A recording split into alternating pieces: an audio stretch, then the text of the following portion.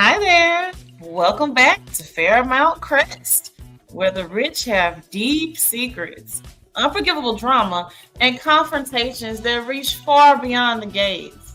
On this episode, we're unpacking a wild week from Smitty and Jacob's startling revelations to Danny and Nicole's dramatic admissions. You come for the recap, but stay for the fun. We're not just dropping the soap, we're spilling the tea. So, clutch your pearls and guard your plasma. Let's get into it. Just for kicks. Just for kicks. So we finally kind of got just about back on track with some normal amounts of episodes this week in Fairmount Crest. If I'm being honest, I'm getting a little exhausted with the plasma ring. I'm not gonna lie. I'm getting a little exhausted. I don't know. Maybe it's just me. What are your thoughts? Right now, I'm kind of excited to see how Joey is gonna get himself mixed up into all of this. Right. So right now, what I'm thinking is he's gonna use it to kind of like go to the Duprees and say, "See, I saved your people yet again. It's not one of your inner circle, but it's someone married to the inner circle." So that's kind of like where I see things going. I don't dislike Joey's character. Not by far. But I don't know. I'm kind of ready for them to kind of tie this in the bow with this plasma ring. Like, okay, what else do we have? And you spoke to it before. I know I haven't gotten into the questions yet, but how you mentioned, like, okay, we've seen Orphy Jeans, we've seen the country club, we've seen everybody's house. When are we gonna get into some courtroom drama and face off? I'm really hoping that we will get that. But yeah, I'm just about sick and tired of seeing the hospital and the country club at this point, and I'm sick of plasma. At this point, I'm about to fucking donate my plasma. It's excitement from this. My goodness. But at any rate, speaking of the plasma ring, so we've kind of hit a turning point. So now that we have Jacob and Smitty realizing everything's about the collapse as far as the plasma ring operation is closing in, do you think they're moving fast enough? Or did they move fast enough, rather, with, I guess, getting Chief Hawthorne involved and all of these other moving pieces? And what are the odds that Grayson actually survives this deadline on this episode that Leah's giving him? I absolutely believe that Grayson is going to die. Surprisingly, going to live. I think Grayson is going to live. I actually think that Jacob is going to be the one to die. And the reason I say that is because in one of these episodes, he pointedly said, I forget exactly what he said, but basically he was just like, "Yeah, you're gonna see me soon if I have anything to do about it," or something like that. I think that's to use one of your words, that's a foreshadowing. Listen, and they had that whole foreshadowing episode with him and Naomi and these flashbacks and all of that quite a few weeks back. So I don't know. I was like, And of course, we all know that I'm going to cry the tears of a clown if Jacob is no longer with us. He's the worst. He's the absolute worst. It's not just me. It's not just me. No, I'm talking about you. You can't stand that man. You got him to lose his job. I don't want him to lose his job. Just, my goodness. Or even if they don't kill him off, and I mean, at this point, we're going in a free fall. So I do not apologize for this because I love our banter. But even if they like maimed him in some way or made him more interesting, something, I don't know, or give him memory loss, something. I know that's horrible for me to say because I would never in real life want this to happen to anybody. But this is a soap opera, right? I need him to have a little more. No, I need him to have a lot more depth than he does. And so I'm feeling like, okay, if we give him a short-term memory loss that they can get some more like story arc out of or something like that, that I would not be upset. Um or if a peg leg, something. I just What if to add to his story, some past love of his has a child that would give him what he wants, and he would stay with, what's her name? Because I really don't remember her name. Naomi. Naomi. Yes. You know what I'm saying? And see that would give him depth. And I know that's so sad to say, but just something. But this whole detective shtick is not working for me. But I do want the man to keep his job, just not as a detective. That's just. I don't mind. I want more hot, steamy locker room poses with Ted. By the way, Ted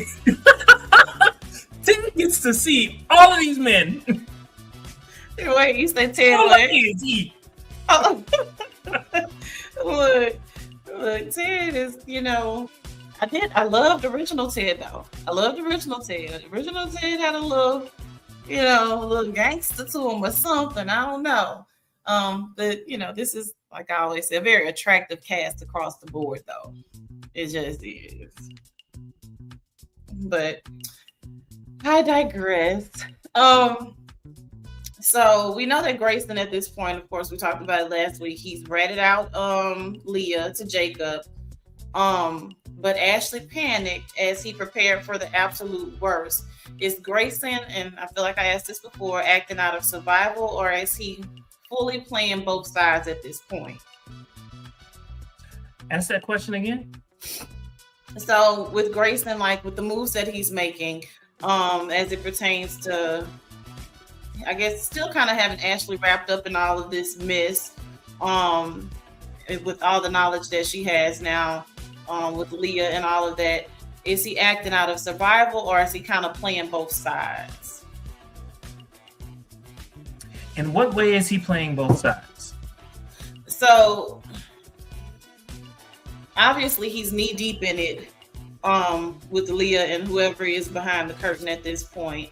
So he has to pretty much still show up and do the job, but he also wants to stay connected to Ashley, and I guess in essence save his own hide.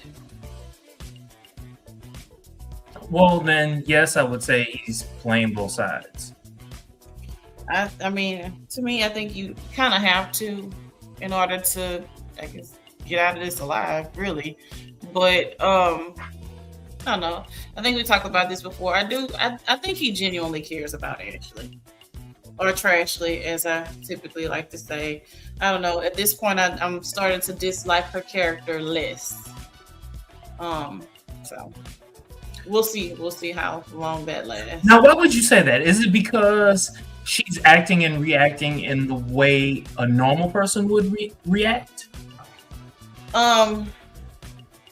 She has been given, I guess a story arc, for the lack of better words, to where it's intriguing adjacent. So it's not just her having these completely bland scenes all the time. So for me, when it comes to Ashley, I don't think, she's acting. I just think, I'm continuously watching this show. You know what I'm saying? Like before, I felt like she was acting, whereas now she's completely immersed within the show. About it. So yeah, not the nausea doesn't come when she comes on the screen now, and so for that I am eternally grateful. You know what? She's advancing the storyline. She's advancing a storyline that is compelling enough. Yes, I would agree. So Did not see this coming, oddly enough. Marcel and the chief of police, Chief Hawthorne, Jacob's dad, um, they have this whole interrogation, so to speak, which Leah doesn't know she's being interrogated. She's thinking that she's having a solid done for her by her police friend. Um, so Marcel brings her in, right? And he's like looking at the camera footage, trying to figure out who hacked Nicole's computer, or at least that's why Leah thinks she's there. And so he's like, I noticed that this part of the footage is missing or whatever. So Leah's in essence kind of backed into a corner, but she doesn't know how much they know. So didn't see that coming, that Marcel and Chief Hawthorne already kind of had Leah pegged, so to speak, with the cover up. So the question is, Marcel officially exposes her camera cover up and actively questions her. So is Leah fundamentally a villain in this arc, or is she trapped in a corner by greater forces? She's trapped into a corner by greater forces. However, this is something that she put herself into. So it goes back to I can't remember her name, but it's I can't remember these people's names. But this old girl who left the show, she was Bill's wife's friend. You know what I'm talking about? Bill's wife's friend. Lynette. Yeah. So Lynette double-crossed Leah. So now Leah needs to make up some money, however way that she possibly can. And I don't know exactly how she got into this, but she got into it. And I'm assuming that the money is good. And it's doing what it's supposed to do. But now she's realizing she's in too deep. But she's making the best out of the situation. I feel like she's gone a little too far. But anyway, that's what makes for you know what? She would be a good future villain, especially if she got out of this. She would be a good future villain because she's a good actress. She has presence, and she's believable. I think she's a villain. Let me tell you why. She did, in essence, kind of got herself put in this situation, but your overall character just like, I'm in a bad situation, and so I just have to do X, Y, and Z. But Leah is awful. Just even down to the way she treats Trashley. It's unnecessary, and so you kind of get off on having this duality in the hospital. You're the chief of the hospital, and you have your hands so deep in this plasma ring, and you took a Hippocratic oath to do no harm. But, I really, really already see her as a villain. I don't see her. To me, it seems too easy for you to be down this rabbit hole. To me, every time I see Grayson looks like he's in pain. Grayson looks like he's uncomfortable doing everything that he's doing. Leah appears to be enjoying this. Now, at this point that things are unfolding, of course, it's making her kind of squirm a bit because it's like, oh, damn, I could really go to jail. But I think Leah is 100% a villain. I don't think she's a good person at all. Not by far. I think she's going to get off. I think that we're going to see that she's going to become a future villain. And I think that she and Joey are going to join forces. What? I don't know. But and then, you've got the whole Vanessa. She comes between Vanessa and Joey. And I just see all kinds of things happening. That's just the way my mind works. I love your mind. I love where this is going. I'm here for a good triangle that doesn't start to bore me like what Nicole's got going on now. But yes, and more yes. So switching gears a little bit, our wonderful matriarch Anita Williams Dupree, has rung the bell and decided to go ahead and do a lumpectomy. Um, so, how do you think this major milestone, and if at all, will shift the dynamic now that her focus is turning toward the family's future? So, do you think her ringing the bell, getting better, is going to shift the family dynamic at all after this healthcare, or you don't think it'll, or will it not have an effect at all? No effect whatsoever, baby. Because really and truthfully, I mean, besides maybe 3 or 4 episodes where everyone was damn near crying and all of that, it didn't change the story arc. It didn't change the trajectory of the show. It didn't change anything at all. So I don't think that her getting better is going to change anything about the show whatsoever. Now, if she were to leave the show because of her health, yes, I think that would change things. Agreed. If they have her or Vernon leave the show, they're losing a viewer. But now this is what I'm thinking. Shanice's aunt I love her. is a very compelling person. And I think that she could just slide in and be there with Vernon. Oh my God, the drama! I was gonna wore my pearls for this recording so I can clutch them. Oh my goodness, don't you dare put your hands on Vernon, but also I would love to see it. Oh my goodness. Yeah, she is very, very, very compelling. I love whenever she just has this way about herself. Just very, I don't know, she has this je ne sais quoi. I don't know. She's motherly. She's intelligent. She's sophisticated. She's a woman of the world. She's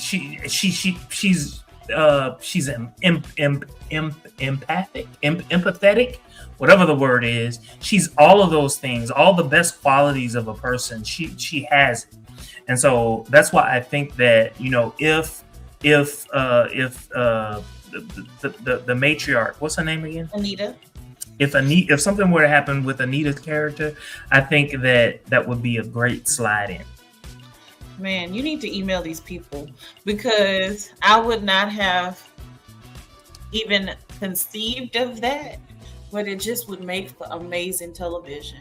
It really and truly would. But don't take Anita, don't take it. But if you have to, that would be an amazing stand-in. Not like that mess they pulled with Aunt Viv. But anyway, I digress. Switching to some debutante debauchery. So talking about plasma and pearls this episode. So I would be remiss if I did not bring up the poor young lady who has been basically being bullied, Samantha. So we have Anastasia's granddaughter, Chessie, who's been relentlessly bullying Samantha right as the Duprees gear up for the long-awaited cotillion debut. Do you think Samantha is going to cave under the pressure, or will she find a way to claim the Platinum Deb crown on her own terms?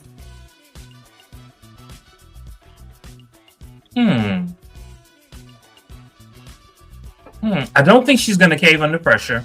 I think she has a strong enough support system where that is not likely. Will she win? The way the show is set up, it's almost as if it's a foregone conclusion that she's going to win. I'm not certain whether she actually will or not. But on a show like this, evil never wins. You know what I'm saying?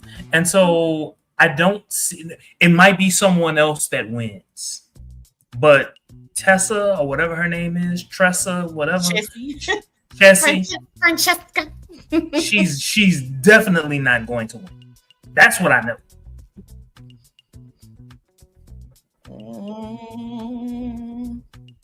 I'm interested to see. Chessie is just, I get tired of seeing her and her grandma.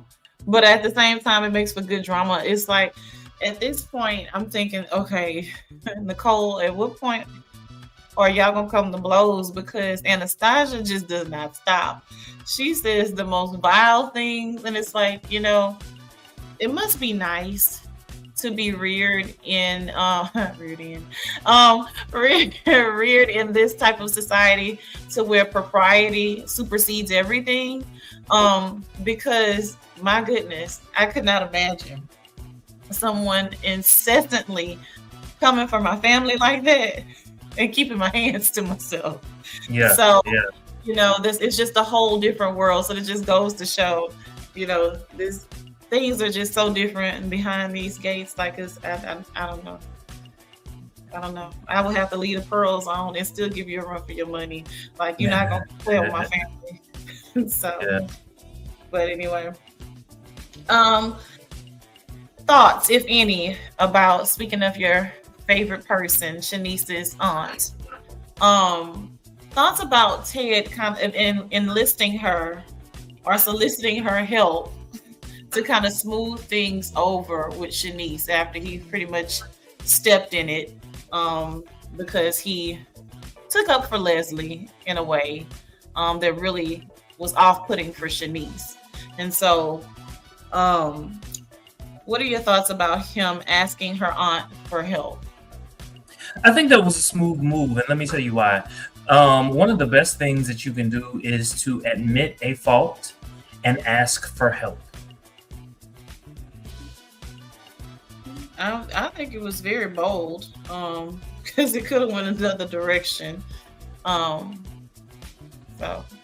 and I don't think it was like a boo boo the fool type situation. Like, what are you doing, Ted? It was bold though, quite bold indeed. Speaking of courtroom drama, like we did a few moments back.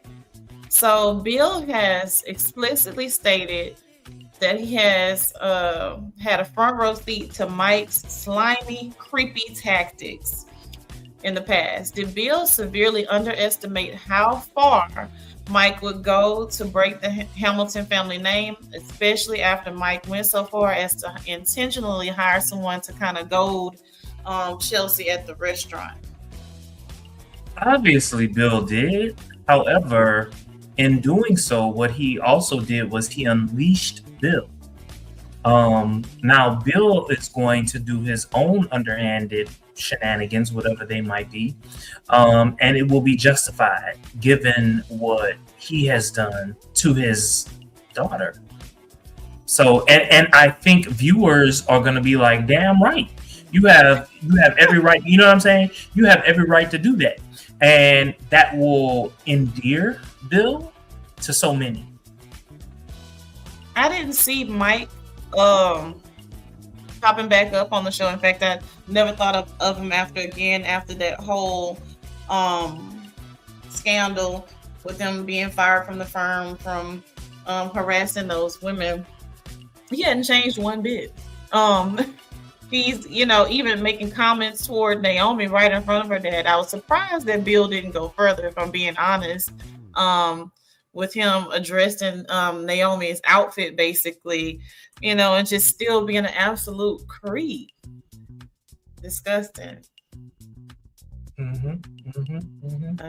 got nothing. I agree with you. Just a little annoyed, like kick him or something. I don't know. So Chelsea's liability.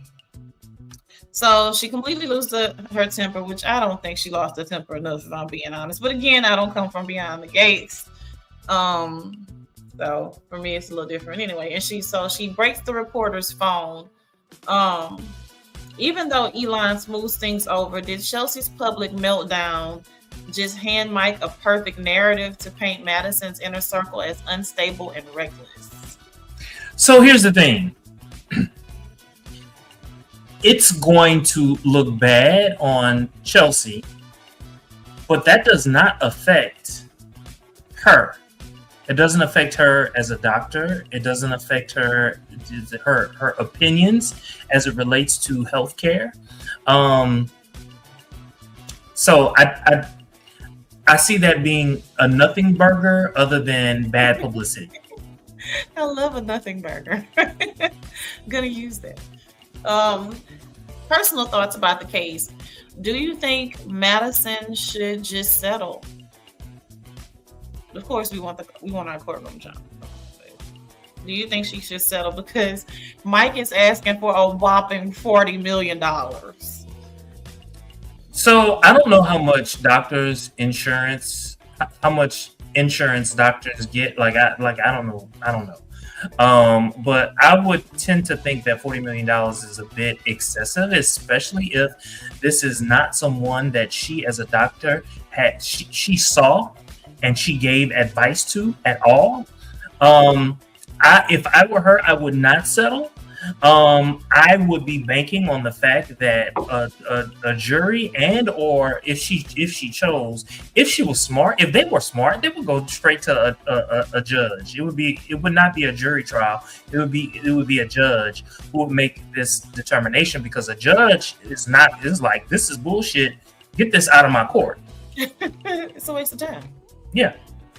I would agree. And that's when Mike came into the office and wrote down that $40 million on that piece of paper on Bill, Bill bust out laughing. I would have probably done the same. Like, you sound crazy. You sound absolutely crazy. So I would agree. Poor Madison. She bores me, but she doesn't deserve to get the short end of the stick. She's beautiful. She's gorgeous. Love to see her, but my God, she just bores me. Yeah, she's another one. She needs another storyline besides the fact she's dating whoever she's dating, and she's a doctor. She needs, if they're going to keep her around, if she wants to be kept around, she needs to have some friends. She needs to have a past love. She needs something. All these people need something, and I get it. They're just in their second season, and you can see that they are slowly building more characters. And I get that, but if you want to maintain the drama, you got to be thinking. Because even with the lawsuit, it inevitably gave even more of a storyline for Bill and Naomi, as opposed to Madison, who's actually wrapped up in the lawsuit. It's like, okay, your mama pretty much screwed you on this, but okay, so anyway, back to Bill and Naomi. Yeah, I need something. And let's be real, at the very beginning of the show, it was almost teased to us that Bill and Naomi would be going head to head. You know what I'm saying? On opposite sides. And we've yet to see that. Why not? Where is it? Look, again, the courtroom. Something, an office inside the courtroom. Anything. All right, switching gears a little bit to romance, as it pertains to Eva and Isaiah. Woo! Yeah, you gotta slow it down when you say Isaiah. My goodness. Yes, indeed. Very attractive couple, by the way. So is Eva genuinely enjoying Isaiah without pressure, or is she subtly executing a long game plan to trap him for financial security? No financial security whatsoever. So I don't think that she necessarily saw this coming. I thought, okay, so yeah, he's sexy, he's nice to be around. I think she caught feelings kind of early. He didn't catch those feelings, but he's catching them now, and he's admitting his feelings and all of that other good stuff. I don't think that it was a long game at all. There's not much that he has to offer. I mean, he basically has a non. Not a nothing burger. Now, does he like? Is there a possibility? I mean, like, let's say his dad gets shot, or his dad, whatever, and I don't know, and there's a policy on him, and da da da da. Or Jacob. Let's say Jacob dies and he leaves half of his money to his brother. You know what I'm saying? Maybe there's a come up there. But in general, no. She's just looking for love. Yeah, I don't see Eva doing that either. Are we ever going to see this third brother in the Hawthorne family? Because I would love to see that. Well, we know he's a cop as well, right? And if he's older than Jacob, that means that he's got to be at least a detective right now. So he's wherever he is, and he's a detective. This is very surface for me. I just want to see what he looks like. Because this is an attractive family. I'm going to assume that he's tall, and at this point, he's probably bald headed. All right. Now, switching gears to Isaiah's motivations and his love interest with Eva. So we know his background plays a massive role in how he treats people. He's a really nice guy. Is he genuine for Eva, or is he just acting out of professional pity and a deep-seated desire to fix her messy life? I don't see how he's fixing her messy life whatsoever. He keeps her mom at a distance, if you will. He listens to Eva. He doesn't really try to fix anything. So no, I don't think he's a fixer. I think he's a good calm to the storm that is happening all around Eva. And if played right, I think this could be very healthy. I really and truly do. I really want this to work for Eva. Oh my goodness. She's actually one of my favorites. And to me, she comes off as really, really genuine. Albeit our favorite resident psychopath, Leslie, being her mother. I don't love how people blatantly talk about her mother to her. I don't love that. Like, we all know the situation. I feel like they are a little too loose-lipped with dragging Leslie to Eva. I don't like it.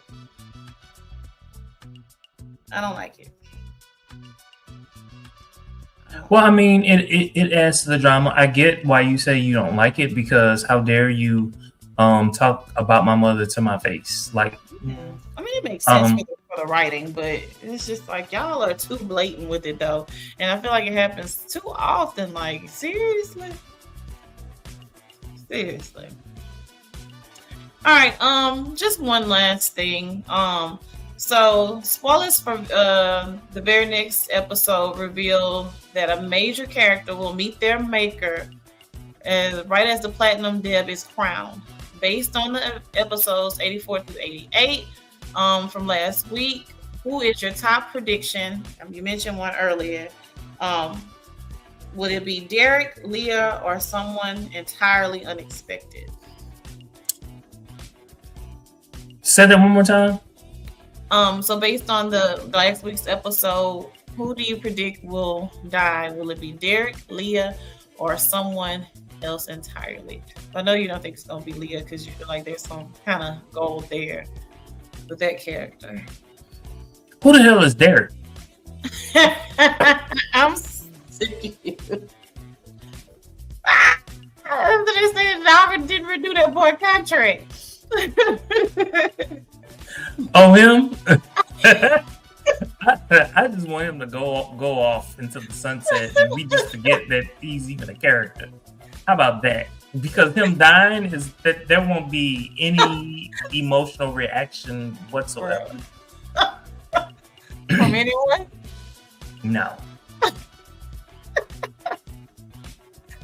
It is more interesting when you fake that paralysis. When you fake that paralysis, that was probably the most interesting thing. To try to trap Ashley into that wounded bird situation. So since you don't want to use him up as one of the predictions of who will die, since it won't matter. Who do you think they're killing next week or this week? Jacob. Like I said this earlier, Dory from Finding Nemo. I said it earlier. They're killing Jacob. And the foreshadowing. I don't know. It probably won't be Jacob. I mean, he's one of the main cast members. What if they kill Smitty?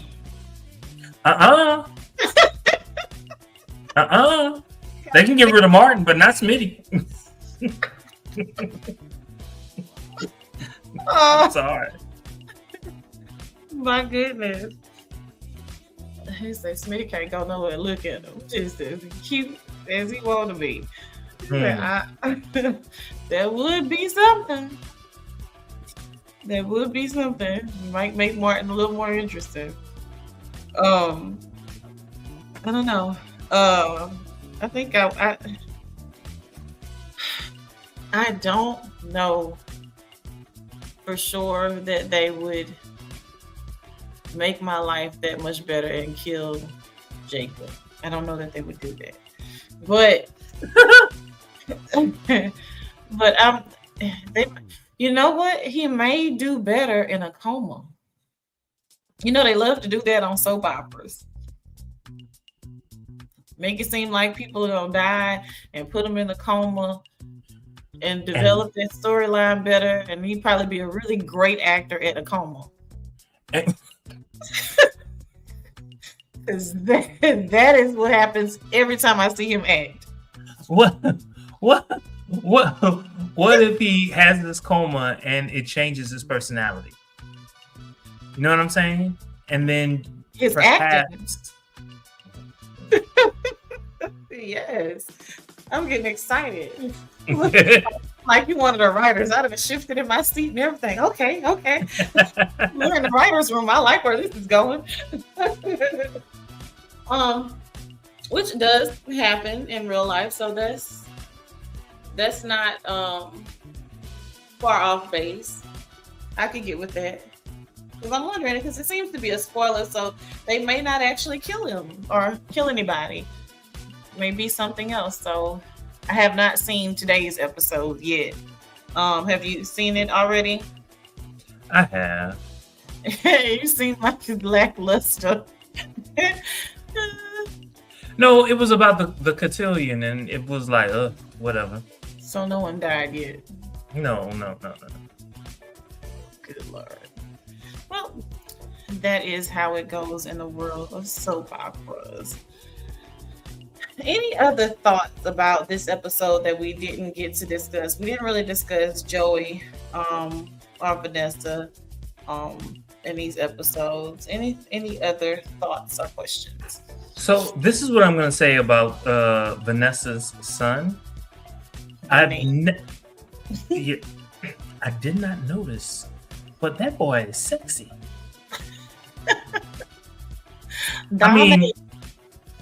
Huh? I say Donnell. They gave him the blackest name ever. But but no. He's like he's a twink out your ass. But he's sexy. He's sexy. And you know what? It reminded me of Young and the Restless back in the late 80s, early 90s, when we got a lot of very fair-skinned people on Young and the Restless. Mm-hmm. That's what he reminds me of.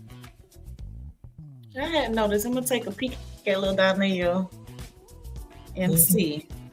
I'll take your word for it, of course, but I gotta go do my research. You know, we like the research. We like to see the photographs. Your rating from Mayfair to 10. It's a 5.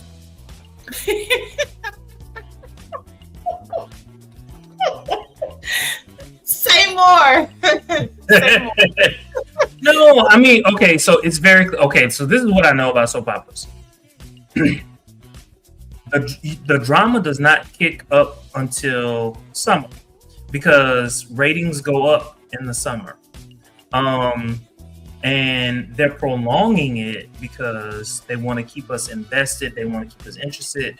They know that, storylines are lagging. And they were trying to figure out which storylines were like capturing people's attention.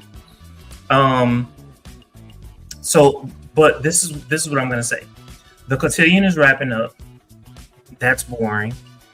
Um, so something is gonna take its place. Um, this whole plasma ring, that's boring.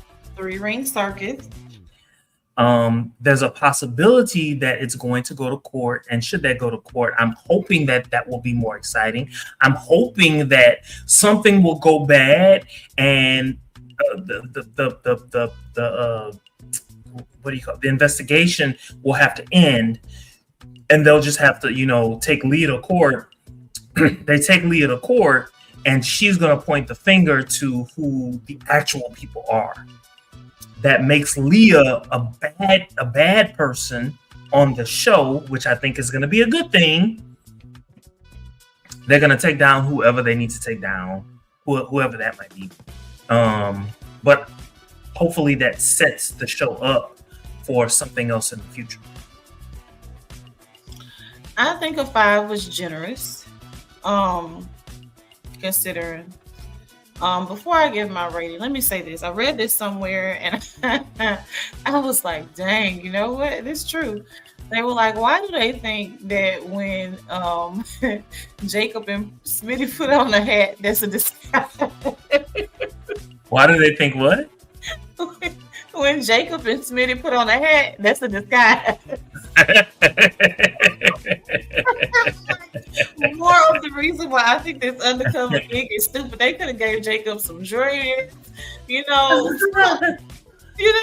like you put on a hat and a hoodie, and that's a disguise. It is not. It is not. So for me, I'm gonna say a 4.5, and there were things happening, but it was lackluster for me. I had to go back and kind of grapple at things because it was just like, okay, what are we gonna talk about? What's gonna happen here? Because something was happening, but nothing was happening at all at the same time. And so honestly, it's about a 4.5. I feel like we got more out of when the streaming was happening for the sports, and we only had 3 episodes for 2 weeks straight. And there was more going on there. And so, 4.5 for me. Not enough to have me stop watching the show. And like I mentioned earlier on, I'm really kind of getting exhausted with the plasma situation. And my goodness, like I said, I'm about to just go donate my own just from excitement for that. But I'm getting a little exhausted with it. So it's about a 4.5 for me. Not a Mayfair, but probably the lowest that I've rated the episodes thus far. But I think that this summer we're going to see a lot. I think we're going to see a lot happening.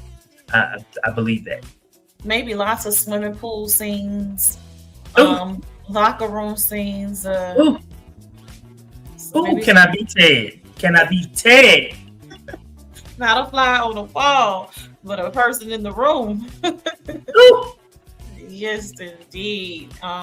So come on, son. I mean, at this point, I'm ready. I'm ready to see Mark big old ass. You gotta donk on him. He definitely has a donk on him. Again, very attractive cats. I love that. All right. Anything else? No current drama circulating around the show. Nothing that I saw. The drama being that these episodes were boring as hell. I'm not gonna say boring as hell. Just move it along. I mean, I would have loved to have seen more Leslie and all her drama. Just more of it, just so I can laugh. Or even more Haley. Even more Haley, because I love to watch her make these faces and switch up right in front of these people, and literally no one sees. But I would agree. Anyway, well, thank you for joining us on Score. Do not forget to like, comment, and subscribe. We'll have the gates open again next week, so join us then. We've got questions and we know you have answers, so make love to our senses in the comments. Drop them down below.